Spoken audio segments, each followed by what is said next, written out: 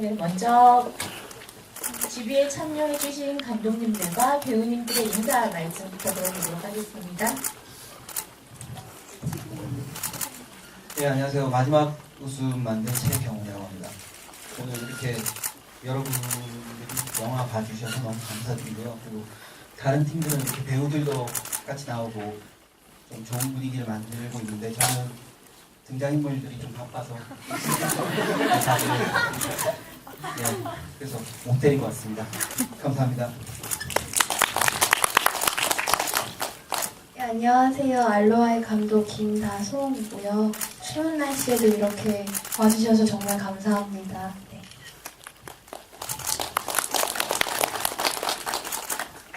안녕하세요. 기념사진에서 예리 역을 맡은 김민아입니다. 감사합니다. 안녕하세요. 기념사진에서 친구 역할 맡은 김시은이라고 합니다. 반갑습니다. 안녕하세요. 기념사진에서 신랑 역을 맡은 장민정입니다. 반갑습니다. 안녕하세요. 기념사진 감독한 정민주입니다. 감사합니다. 네, 저도 기념사진에서 그 사진사 역할을 맡은 김선철이고 기념사진 팀이 최다 참가자 인기가 제일 많은 것 같네요. 안녕하세요. 저는 마더군에서 조감독 맡았고요. 감독님이 지금 다른 영화 촬영 들어가셔서 대신 참석하게 되었습니다. 반갑습니다. 안녕하세요. 재밌게 보셨어요? 마더군. 네, 배우 감사합니다. 배우 김영선입니다. 네, 이번 GB 참여자분들이 되게 많으셔가지고 더 풍성한 이야기가 나올 것 같습니다.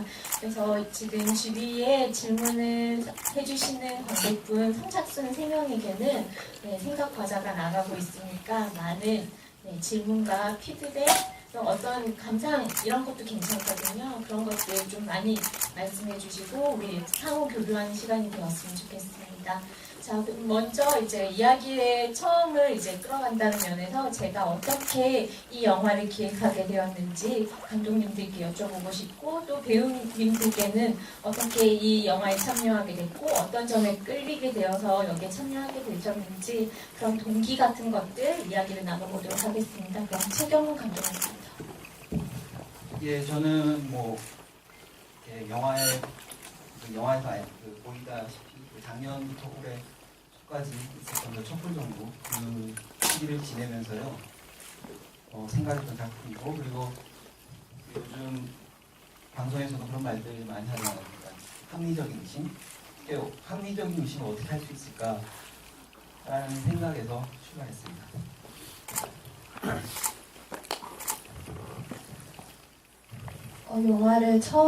이야기를 처음 생각하게 된 거는 제가 밤에 보이는 그 노란 창문을 엄청 좋아하는데 그게 어렸을 때부터 있었던 어떤 습관이거든요. 네, 근데 제가 이제 어렸을 때 고모 할머니 집에서 항상 엄마 아빠를 기다렸었어요. 근데 금요일날 엄마 아빠가 오시면은 오빠랑 바로 들어가는 게 아니고 그 불빛을 바라봤었거든요.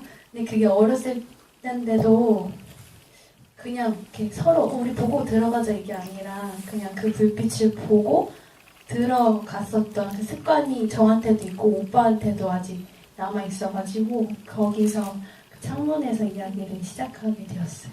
네. 저는 기념사진 처음 보고 제가 공주를 좋아하는데 마침 인어공주가 모티브로 하셨다 그래서 그거에 이미 많이 끌렸고 그리고 짝사랑에 대한 그런 기억들도 그냥 많이 맞아서 더 많이 끌려서 열심히 참여할 수 있는 동기가 되었습니다.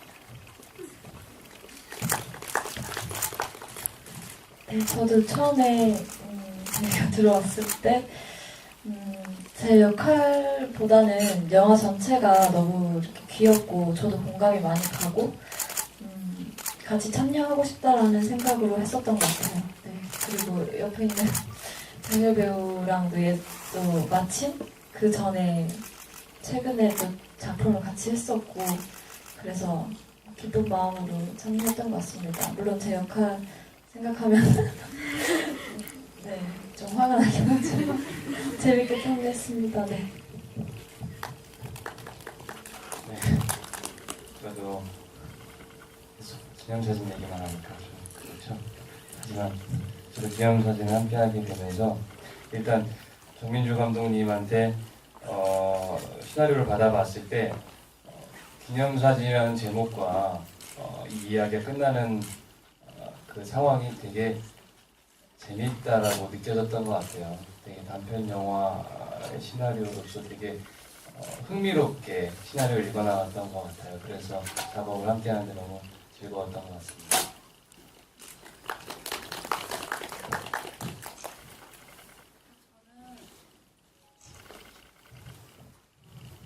저는 대학 남자 동기 결혼식에 갔다가 신랑 측 하객으로 처음 서봤는데 예비처럼 어쩌다 보니까 신랑 옆자리까지 가게 된 거예요. 그래서 기분이 묘한데 이러면서 옆 친구랑 농담했어요. 야, 찰떡할 때 내가 뽀뽀해버린다고.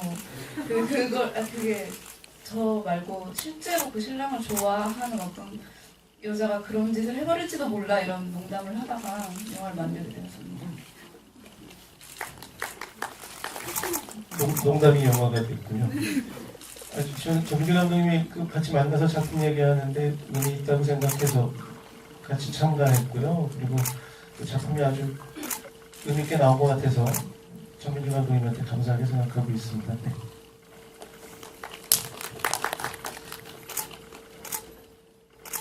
네. 감독님이 영화에는 삭제가 됐는데 원래 있던 씬이 있었어요. 어렸을 때 엄마가 방 안에 갇혀 있는 일이 있었대요. 그냥 문이 좀 고장이 나서. 근데 사실은 열쇠를 찾아서 열면 되는데 그 순간에 굉장히 이게 굉장히 큰일이 났구나. 엄마가 어떻게 되면 어쩌지 하는 그런 이상하고 생경하고 낯선 느낌이 있었는데 그게 굉장히 기억에 남아서 그 어떤 사건을 모티브로 영화를 구상하다가 이렇게 만드시게 됐다고 얘기하시더라고요. 평소에 좀 가족이나 여성에 대한 이야기에 관심이 많으신 분이셔서 정말 이런 얘기가 나왔던 것 같습니다.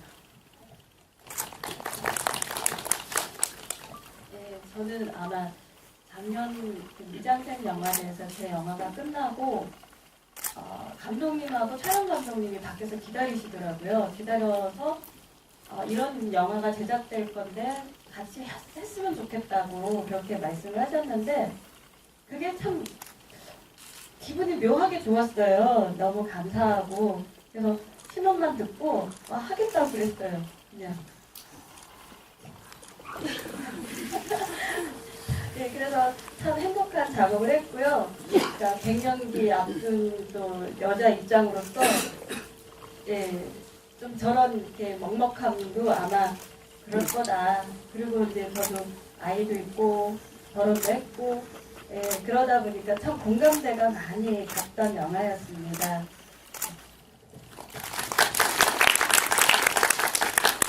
네, 이제 관객분들의 질문을 받아보도록 하겠습니다. 질문이 여기 앞에 계신 분.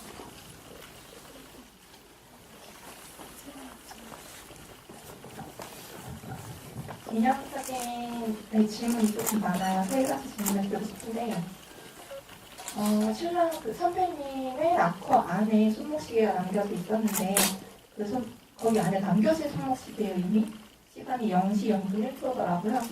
시간이라든가 그냥 시계 자체에 대한 의미가 알고 싶고요. 그 다음에 친구한테 스토커라고 한 농담의 의미. 네, 친구가 되게 불안할 텐데 그런 의미를 되게 농담을 한 의미가 궁금하고 마지막에 선배가 락커를 열 때가 예리가 락커에 들어가기 전인지 후인지 그 장면에 대한 의미 알고 싶습니다. 먼저 그 스토커라는 농담에 대해서는 장렬 배우님이 설명을 해주시겠습니다.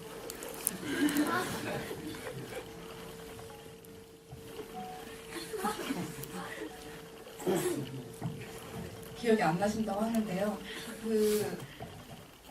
이제 신부 사진 찍는 상황에서 신부 역할을 시은 배우님이 많이 긴장한 것 같은 설정이 있어서 이 율 캐릭터 자체를 좀 능글맞고 좀 농담식으로. 근데 무의식 중에 아마 학교 다니면서 예리를 저렇게 이렇게 슥 지나가는 애로 많이 봤을 거예요. 그러다 보니까 무의식 중에 있던 게 농담으로 하필 또 그 단어가 나오는 그런 설정이었고요. 그리고 그 마지막 사물함은 그 약간 예리의 상상이에요. 예리가 들어간 사물함을 어쩌면 이 사람이 다시 와서 열지도 몰라 라는 이 영화 끝에. 그리고 그 실제로 저희가 그 촬영할 때 예리가 있었어요. 사물함에. 그 율배우님한테 얘기를 안 하고 그 예리 배우님이 사물함에 들어간 다음에 카메라가 천천히 빠지고 율배우님한테 들어가서 열어주세요 해서 딱 열었는데 율배우님이 깜짝 놀라갖고 안에 예리를 보고 이게 무슨 상황이냐고 그랬던 기억이 있고요. 시계의 의미는 예리의 어떤 시한 폭탄 같은 마음을 표현하기 위한, 그리고 예리가 그 사진 찍힐 때 뽀뽀를 하는 게 어떤 그 순간, 그 사진에 담기는 그 순간을 자신이 가져가고 싶다는 마음인데, 그러다 보니까 그 시계가 등장하게 되었습니다. 네, 또 다른 질문 있으실까요? 네, 없으신가요? 그러면 제가 공통적으로 또 여기 계신 모든 감독님들과 배우님들에게 질문을 드리자면, 가장 이 영화에서 신경 쓴 연출하신 부분이나 가장 신경 쓴 장면이 있다면 무엇이고, 또 그걸 통해서 뭘 이야기하고 싶었는지, 혹은 또 배우님들께서는 어떤 포인트에서 가장 연기가 제일 신경 써야 하는 부분이었고, 그리고 그 부분을 어떻게 반영해서 연기하셨는지, 그런 부분에 대해서 공통적으로 질문 드리고 싶습니다.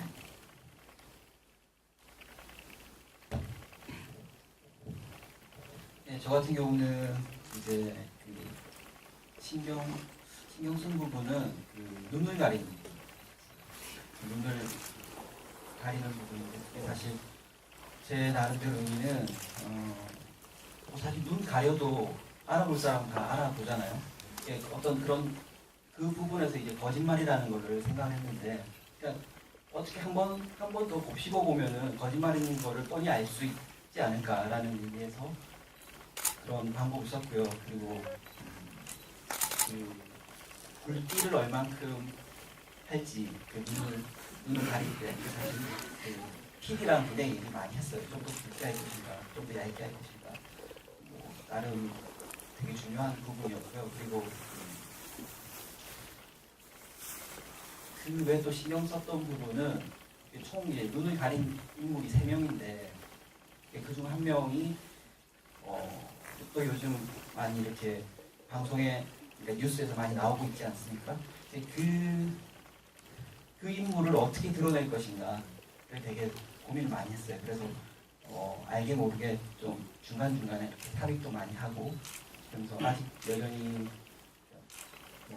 우리 사회에 아직 다 풀지 못한 그런 적폐라던가 그런 부분을 표현하고 싶습니다.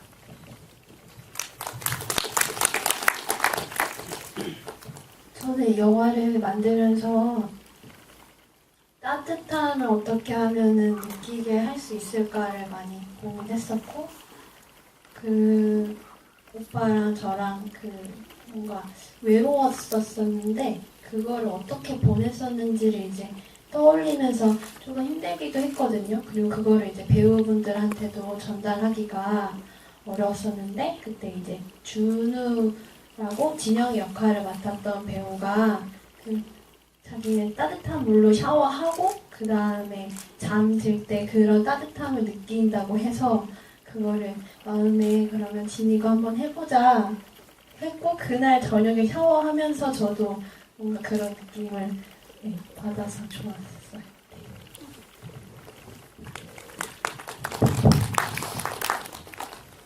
저는 사실 대사가 한마디도 없잖아요.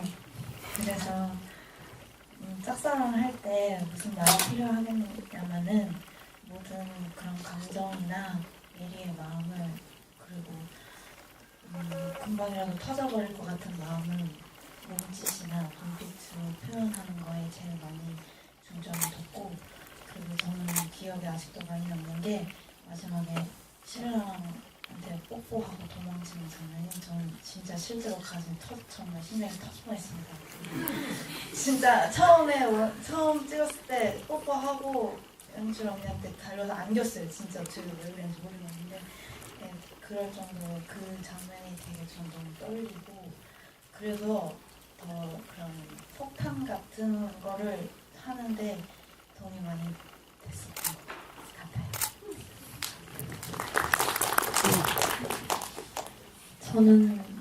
저도 벌써 한 1년 됐나요? 잘 찍은 지? 네.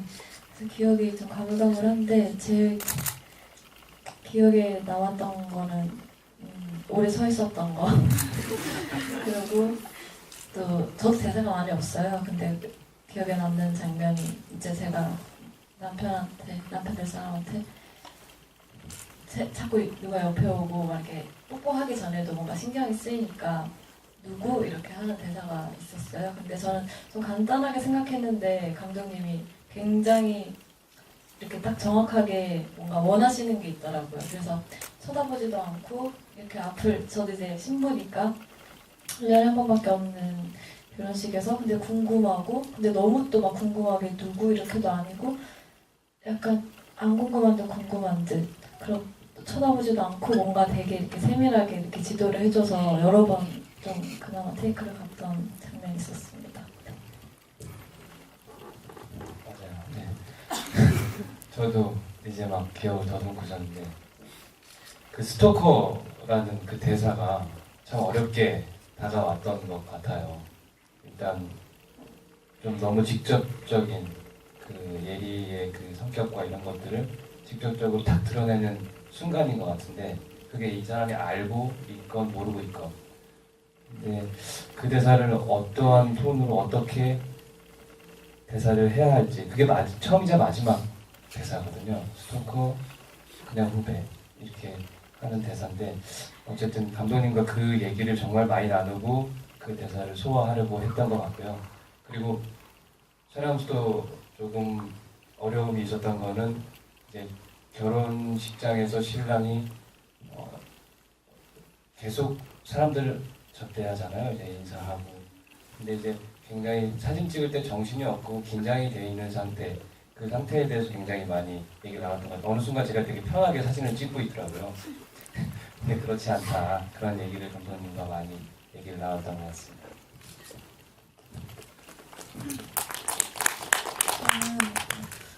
저는 여기 나오는 인물들이 다 절대 미워 보이지 않아야 한다라는 걸 가장 신경을 썼어요. 왜냐면 굉장히 발칙한 상황이지만 이 예리도 아주 미운 친구로 보이면 안 되고 스토커? 그냥 후배라면서 농담하고 자기들끼리 웃고 넘기는 이 신랑 신부도 절대 미우면 안 되고 특히 율 배우님이 미워 보이지 않게 그러려고 율 배우님을 캐스팅한 거지만 네, 그 부분에 신경 썼고 그 사진 교사님이 이렇게 자리를 바꾸면서 예리가 이렇게 밑에까지 오게 되는데 이것도 절대 과하면 안 되고 강압적이지 않은데 굉장히 부드러운 카리스마가 있어야 하고 이런 부분을 조절하는 데 많은 신경을 썼습니다. 근데 지금 감독님이 말씀하신 것처럼 그 사진 기사가 그 하객들을 이렇게 잘 장악해주길 바랬는데 근데 그 카리스마 있는데 부드럽게 이렇게 말씀하셔가지고 굉장히 고통스러웠습니다.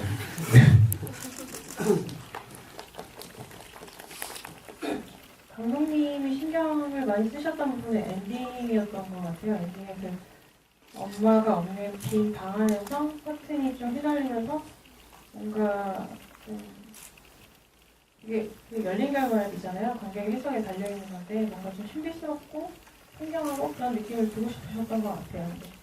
스태프로서 제가 힘들었던 거는 아이들이 담배 피는 장면이 있어서 원래 당연히 안 되는 거지만 감독님이 또 윤리의식이 너무 높으셔가지고 저희가 쑥으로 만든 금연초를 준비를 했는데도 절대 한 모금도 피우게 할 수 없다.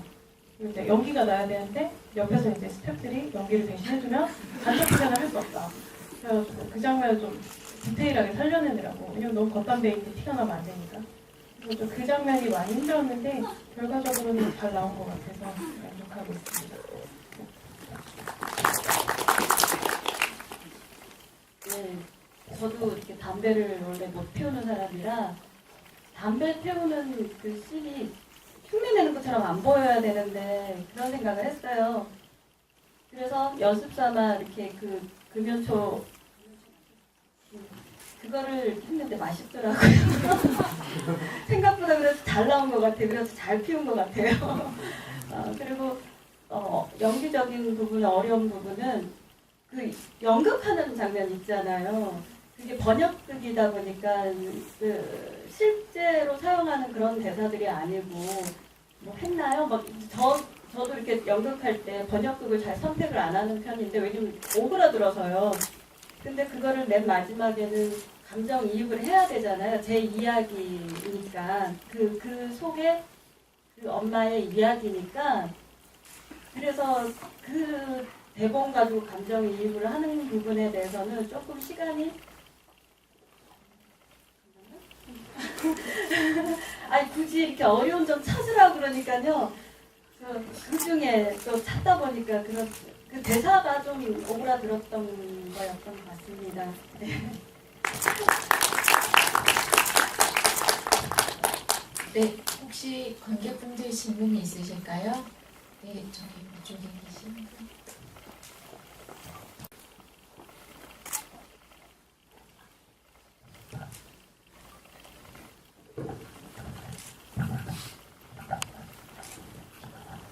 네, 영화 너무 잘 봤습니다.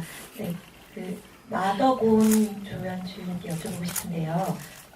일단 마지막 장면이 조금 거기서 통장이 있잖아요. 네, 통장을 할머니가 계속 잃어버리셨다고 전화가 왔었는데 거기 그 마지막에 왜 엄마 화장대 위에 있었는지가 좀 의문이 계속 들더라고요. 그것도 여쭤보고 싶고 또 딸이 할머니를 찾아가는 장면이 있는데 거기서 제가 봤을 때는 할머니가 치매처럼 느껴지지 않았었거든요. 근데 할머니 이름을 계속 물어보는 게 딸이 어떤 그런 치매인지를 확인해 보려고 물어본 건지 아니면 그냥 다른 의도에서 만들어진 장면인지가 궁금합니다.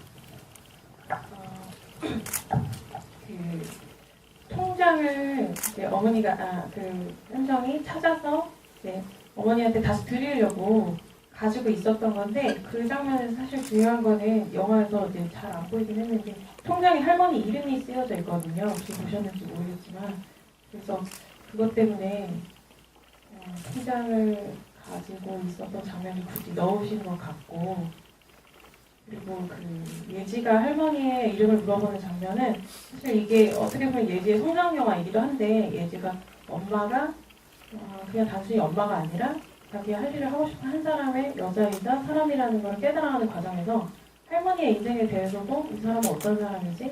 할머니는 이름이 뭐였지? 나는 그냥 맨날 할머니라고 생각하고 있었는데 그래서 그런 것들을 좀 알아가는 지점에서 했던 질문이라고 해서 저는 생각을 하고 있습니다. 네, 또 다른 질문 받아보도록 하겠습니다. 질문이 생각이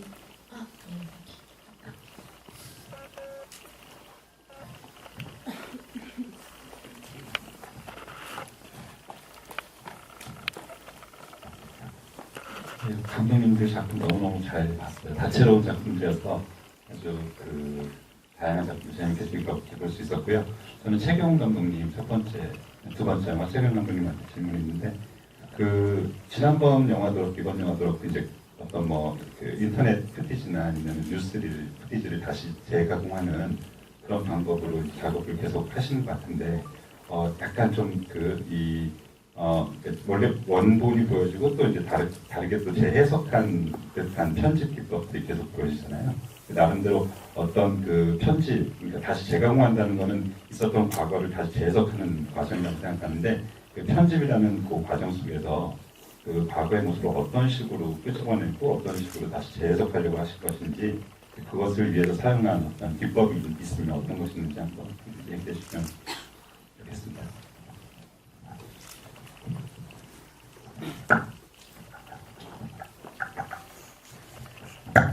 네, 일단 제 작품을 그렇게 자세히 봐주셔서 너무 감사드리고요. 일단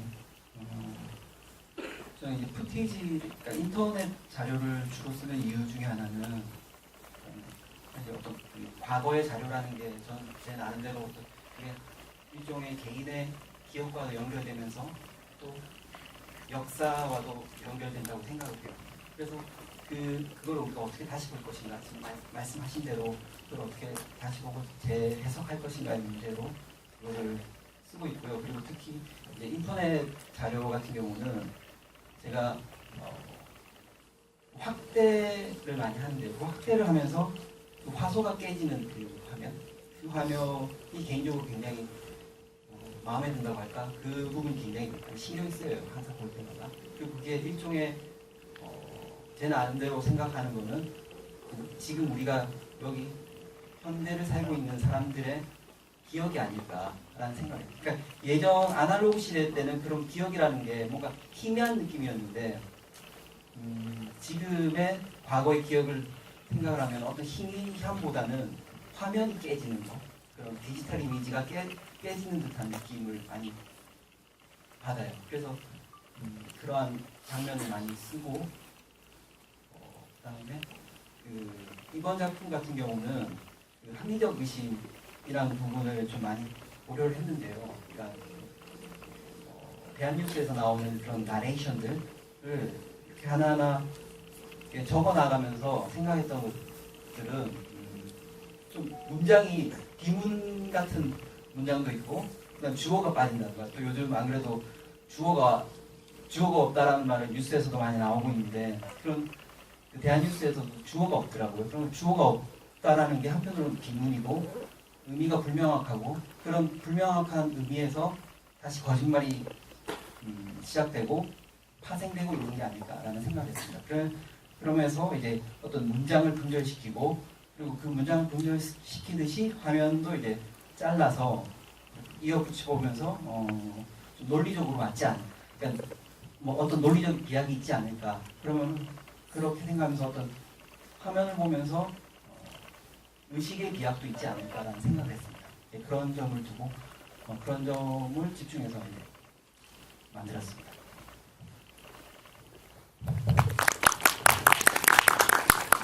영화를 이해하는 데 아마 큰 도움이 되지 않으셨을까 하는데요. 또 다른 질문 없으실까요? 되게 간단한 감상도 좋습니다. 네, 질문이 없으시다면 제가 알로하 감독님께 여쭤보고 싶은데요. 사실 하와이라는 어떤 우리가 뭔가 아름답고 상상적인 어떤 공간이 있는데 거기 공간에 엄마가 있을 거다라는 식의 상상들, 그리고 그걸 보여주기 위한 되게 사운드 장치라든지 뭐 아니면 빛깔 이런 것들이 되게 디테일하게 아마 장치를 만드셨을 거라고 생각이 들어요. 그것이 아무래도 꼬맹이 남자 주인공을 캐릭터를 설명해 주기도 하고 그럴 텐데, 그런 것들 좀 디테일한 어떤 본인의 연출, 그런 것들을 좀 설명해 주시면 좋을 것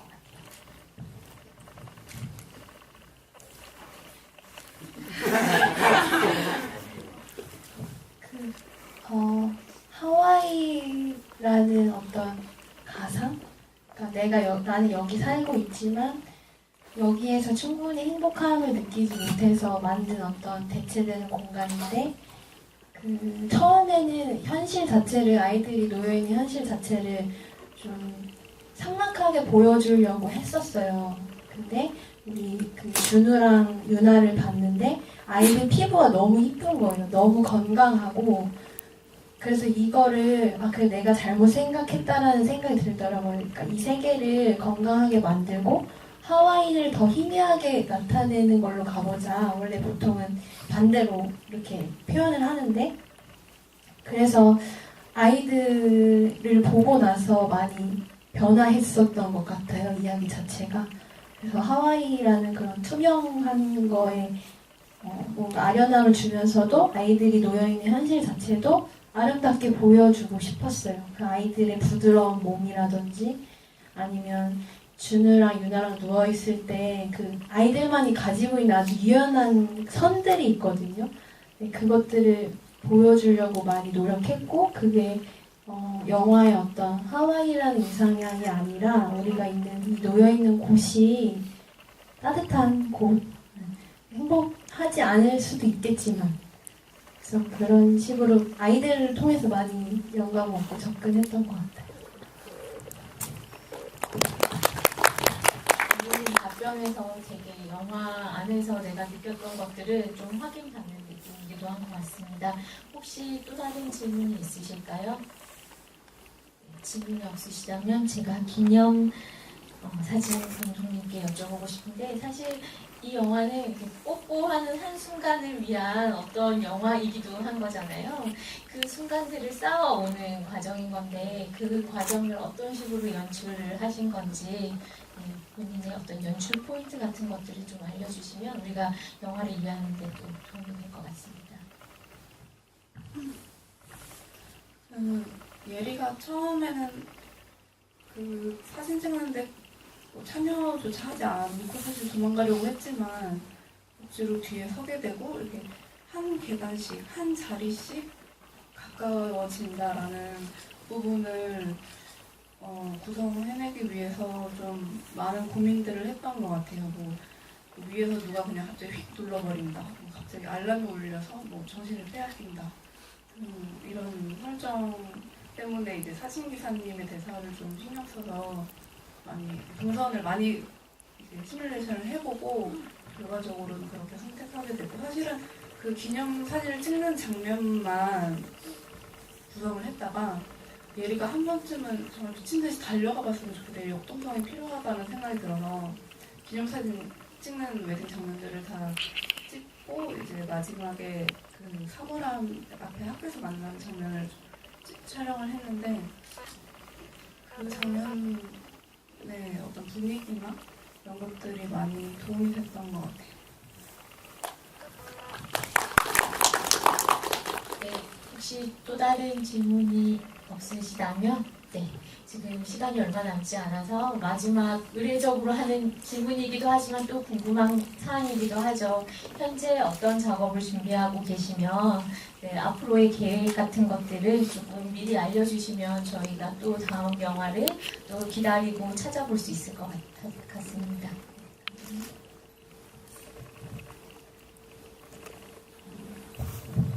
예, 저는 아직 계획이 없습니다.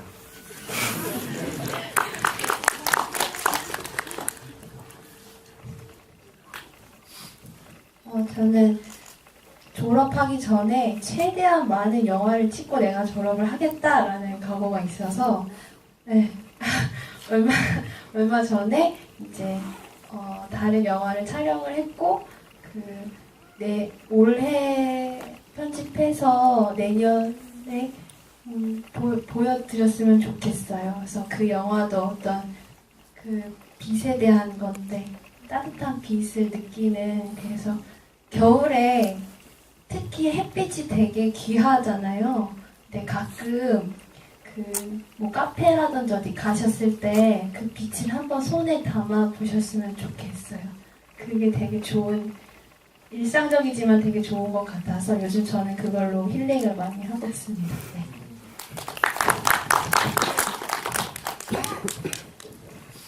저는 내년에 개봉할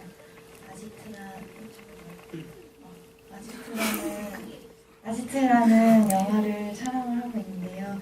내년에 개봉하니까 제가 고문당하는 연기를 보실 수 있으니까 예리와는 정반대의 역할을 하니까 많이 봐주시고, 그리고 또 내년에 세월호 관련된 영화를 제가 촬영을 했었어요. 그것도 내년에 개봉을 하니까요. 기대해주세요. 감사합니다.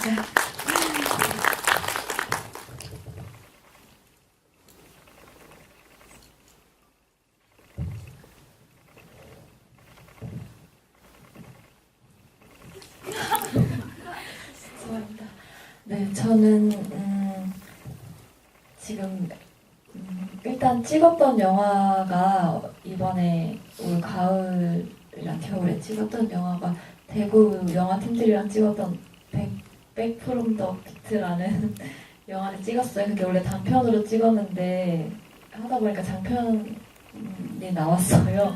그래서 잘 돼서 내년 영화제 이렇게 관객들과 또 만났으면 하는 바람이 있고, 또 제주도에서 지금 김영회관이라는 또 작은 단편이 있어요. 그것도 또 기회가 되면은 관객들과 만나뵐 수 있었으면 좋겠습니다. 또 다른 오디션 많이 보고 있고, 뭐 드라마 이런 데서도 짧게 나오니까 찾아봐 주시면 반갑게 감사합니다.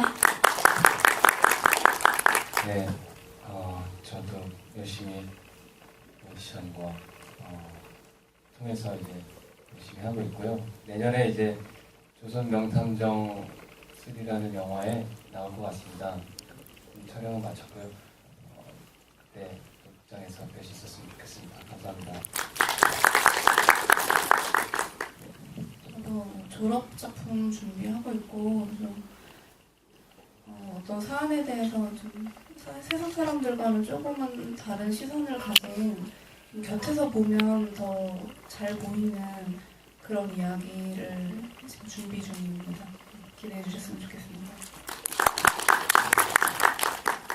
저는 영화는 사실 그 정민주 감독님하고의 인연 때문에 그 어쩌다 하게 됐고요. 전 연극 작업 계속 하고 있거든요. 그 내년에 저희 그 해야 되는 레퍼토리들이 있어서 그거 준비하고 있고요. 그 여기 계신 분들도 연극 공연도 많이 보러 와주세요. 감사합니다. 지금 감독님은 다른 영화 한정 경험 쌓으시려고 다른 영화 연출부로 들어가 계신데 좀 많이 힘드신가 봐요. 그래서 다음에 꼭 자기 작품 다시 연출을 하시고 싶으시다고 연애물을 쓰고 싶으시다고 인터뷰를 많이 하고 계시더라고요. 그래서 언제 어디서 상영될지 모르겠지만 지금처럼 독립영화 많이 사랑해주시면 이런 자리에서 또 만나뵐 수 있길 기대하고 있겠습니다. 감사합니다. 예, 저는 내년에 영역이라는 영화가 개봉을 합니다. 그 영화하고 그리고 마리오네트 이렇게 두 작품이 내년에 개봉하는데요. 많이 응원해 주시고요. 그리고 지금 현재 12월 중순쯤에 이제 부산에서 또 제작하는 테이블 매너라는 장편 영화인데 그 장편 영화에 또 좋은 지금과 또 다른 모습으로 연기를 또 하게 되고 연말과 연시를 그래서 부산에서 이렇게 맡게 됐는데요. 응원해 주세요. 건강 관리 잘 할 테니까 열심히 하겠습니다. 저 김영선입니다. 감사합니다. 네, 오랜 시간 함께 해주셔서 너무 감사하고요. 투표하시는 거 잊지 말아 주십시오. 네, 감사합니다.